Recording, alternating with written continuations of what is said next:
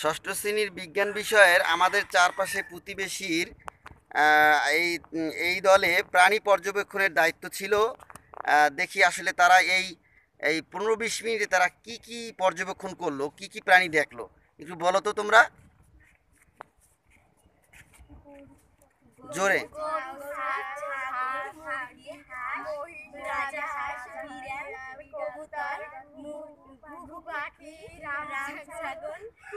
রাম ছাগল কোন বাড়িতে দেখলা তোমরা?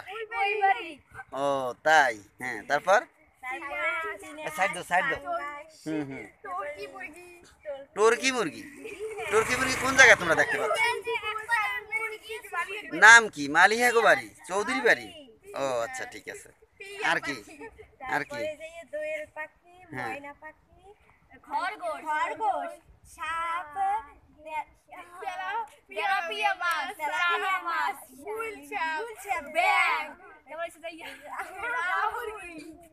তেলাপিয়া মাছ কোন পুকুরে দেখছো?